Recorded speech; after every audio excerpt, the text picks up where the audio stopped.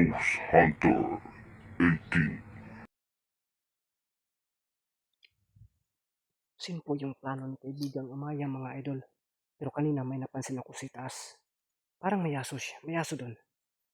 Baka nga nandun siya dumadaan sa bandang itaas.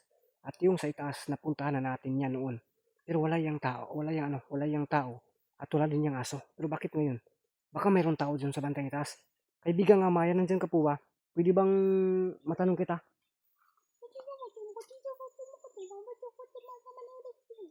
Oh, hindi naman sa nagdalawang isip ako. Pero bakit napuntahan ko na yan sa itaas eh. Nung nakaraan pa talaga. Diyan ko nahuli yung mangkukulam eh.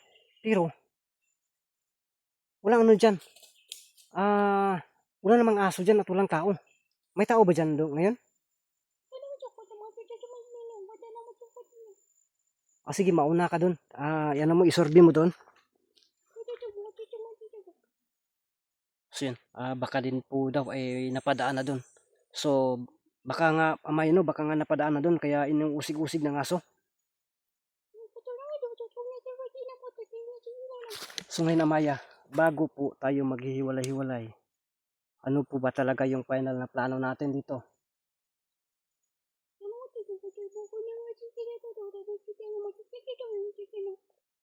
So sabi po ni kaibigang Amaya mga idol na dapat po daw ipaintindi po sa inyo na hindi po kami basta-bastang lulusob. Kinakailangan daw na maano namin yung bang hanap ng tiyempo. Kasi daw, desperado po ito. Ang aswang, tauhan pala sa anak ng mangkukulam. Kanyang anak, pero yung si mangkukulam na si Verna hindi na daw sasama kasi pagod na daw siya doon. Kaya napaka-desperado na po nila mga idol. Baka daw tatapusin pa nila. No, at may hawak na lason. Kaya ang pinakan dito nga atrasado kami, delikado kami yung lason. Kasi sabi niya kahit po daw si Amaya, nahihirapan po siya sa lason mga idol kasi may parang marami silang nilagay yan. Kaya ngayon ano yan eh, material at saka spiritual kumba. May material na lason at ilagyan din ng orasyon. Pinaghalo, parehong lason. Kaya napakalakas mga idol. Yun po, sinasabi po o pinapaintindi po namin para maano nyo po, maintindihan nyo po para hindi nyo po kami mababash o baka magalit kayo sa amin. Amaya, tama po ba yun?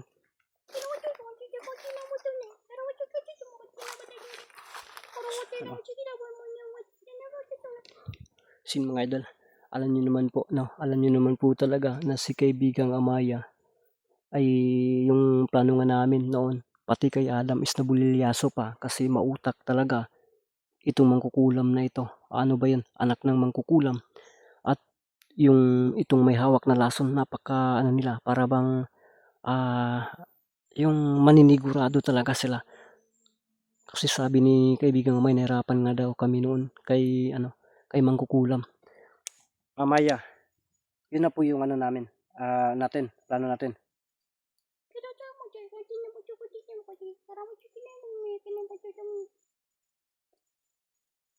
Sabi po niya, ano yun, pakiulit?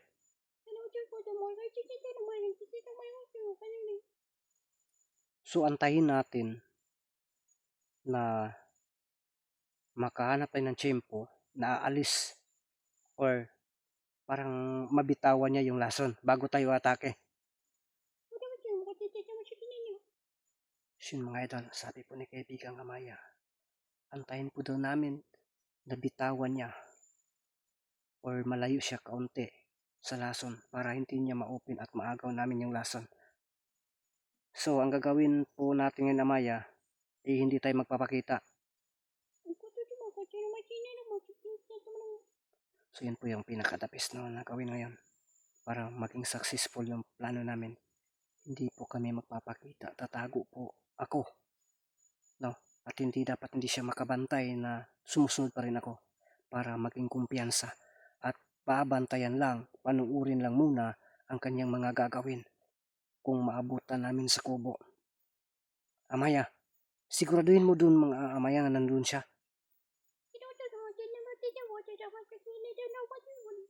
Sige, tapos salubungin mo lang ako ha. Sige. Mag-ingat ka kaibigang Amaya. So yun mga idol, sabi po ni kaibigang Amaya, no, yun na po, nauna na po siya doon. Sasalubungin lang po niya ako kung confirm na nandoon at ano yung ginagawa. So yun mga idol, dandahanin natin, papasukin doon. Dito nga natin yung ninano si Verna mga idol. Paikot-ikot lang po talaga sila sa location na to. Yun, at saka may aso. Yun, may aso. May aso talaga. Baka. Pero nagmanman na yun si Amaya. So pakinggan lang po natin at hindi tayo magtaka kung may aso. Baka wala yan ng kalaban. Nagpaaso-aso lang turo. Kulay. Ano ba yung kulay na aso niyan? Turo. Dalawa. Lakatin na natin. Hindi natin matanong si Amaya kasi si Amaya nandun nasa bandang itaas. Turo.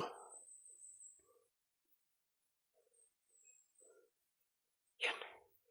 Tumitingin sa atin yung aso mga idol. Hindi kaya aswang yan. At nakanyang aso lang. Turo, nakatingin na talaga siya. Tabis na tabis. Ang iisog ng dalawang aso. Nakita na tayo. Kaya masyadong mag-iingat lang talaga tayo dito. At antayin natin si Amaya na sasalubong sa atin para magano talaga.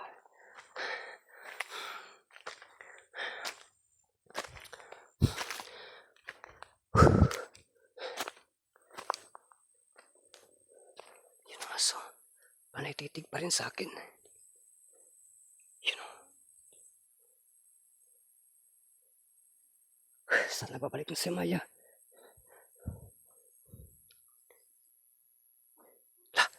Yun ang umusig-usig. Wow! Amaya, ano? Ipatatago mo yung mutya.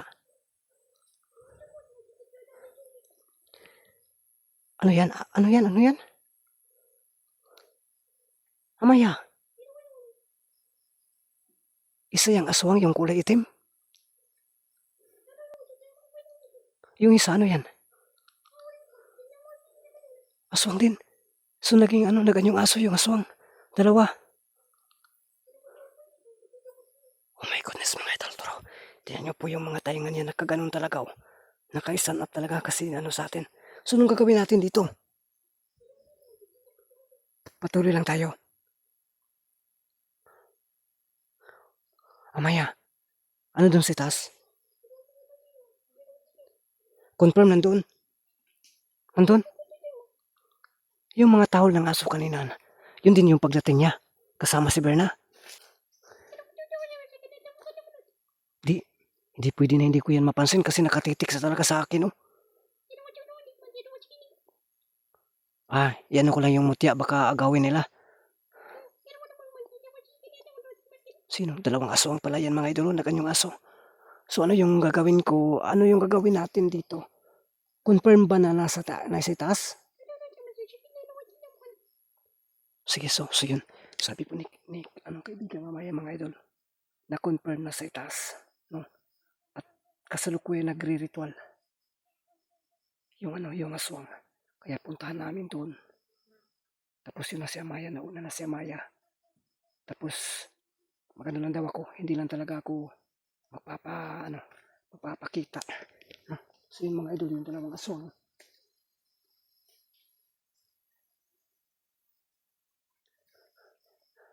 Yung dalawang aswang. Pero sabi ni Amaya, hindi lang daw yan papansin ni mga idol, yung dalawang aswang na yan. So dito tayo sa bandang itaas mga idol. Hindi lang daw yan papansinin. Yung aswang na yan. Sabi po ni kaibigang Amaya, kasalukuy nagre-ritual. Niritualan si Berna para daw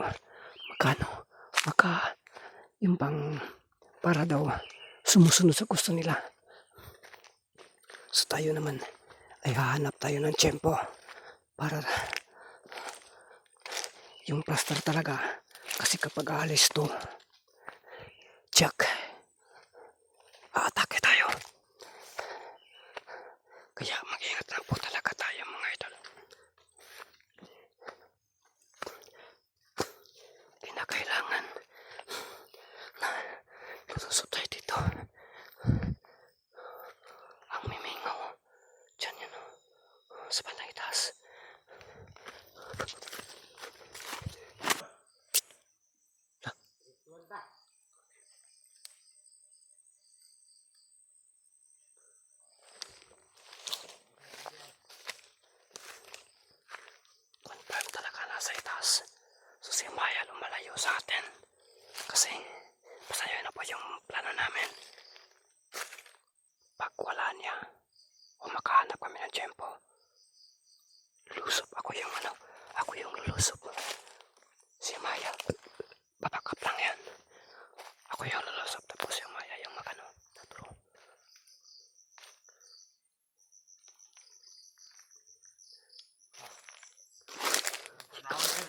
sunod.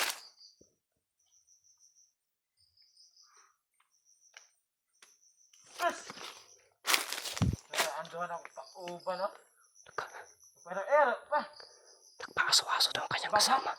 Yun na-confirm niya yung dalawang kasama niya, yung dalawang aso. Pero pag si Dagnay nakasunod.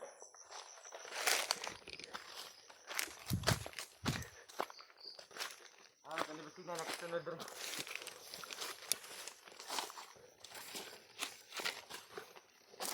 Saan tayo dadaan dito mga idol?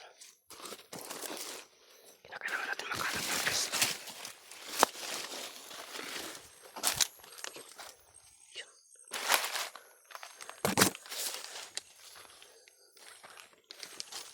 Wala ng mga babak dito. Ero pa.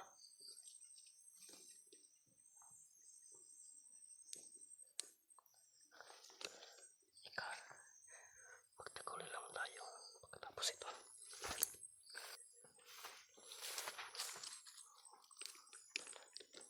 Punta sana ang lilingon dito. Para makahanap muna ako. Hey! Asa naman mo?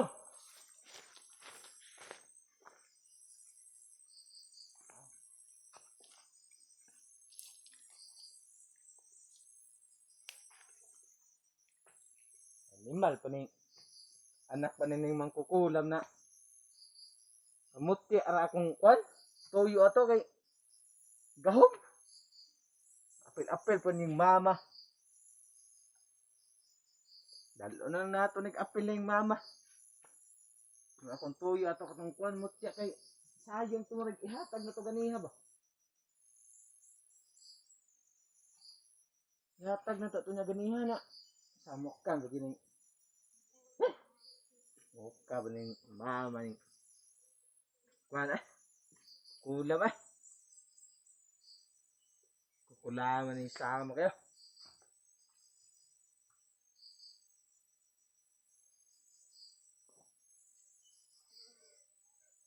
kahit nawalan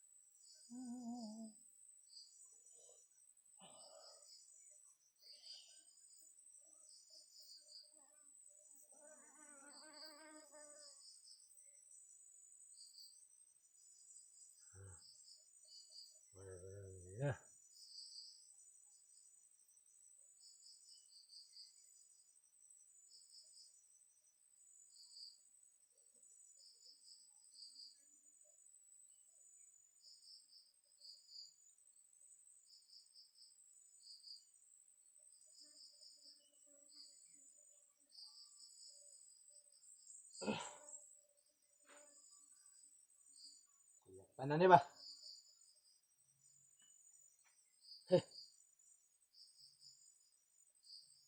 Tara. Saro yun. Asa na ito dari palibot.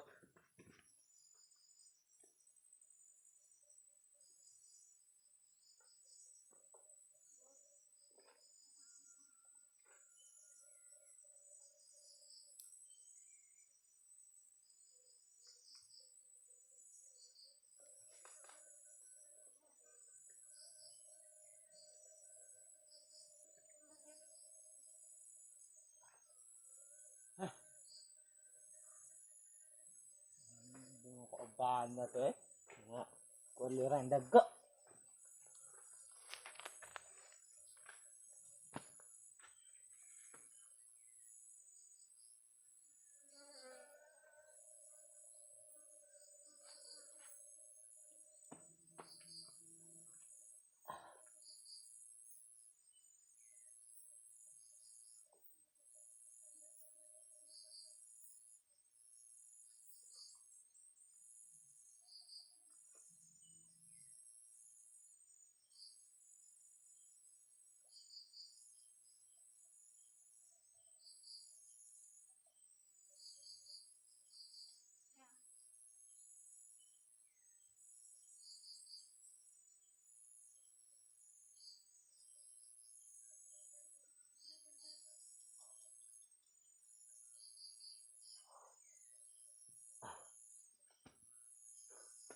Tuwasa niya ritualan diri ah. Nagawin makasulod.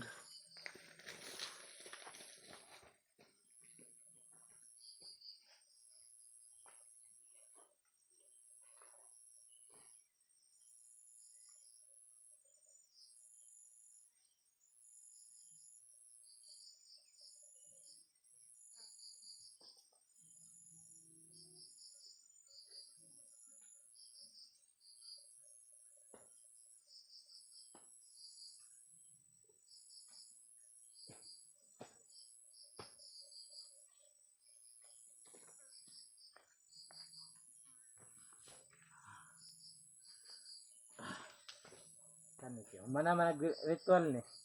Iya makasulod ani. Wag gud sila ko to kung kauban. Ho! Asa naman mo? Panguli naman rin kay napa ko ilakaw.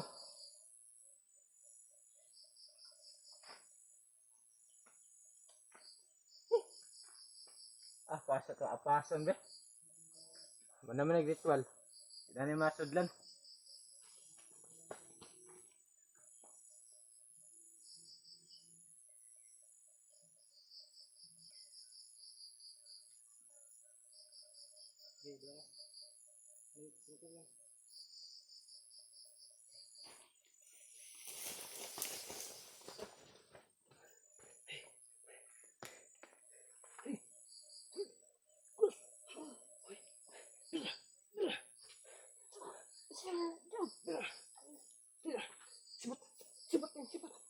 Sibat nih, sibat.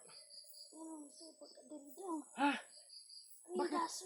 Sibat na. Hah? Lason, nandito yung lason. Hah? Huy, lason pala.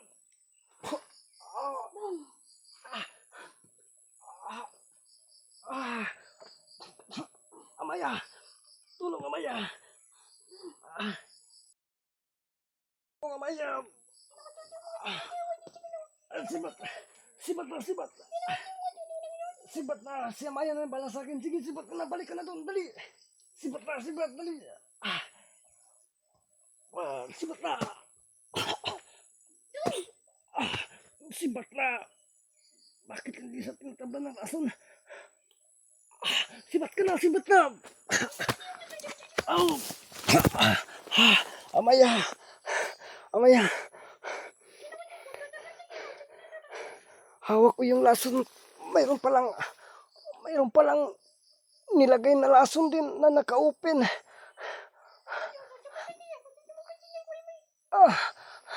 Hindi mo napansin din. Hindi ko napansin kasi nandun ako sa likuran. Binabantayan mo yung dalawang aswang na naging aso. Sige. Okay. Amaya. Paano ba to?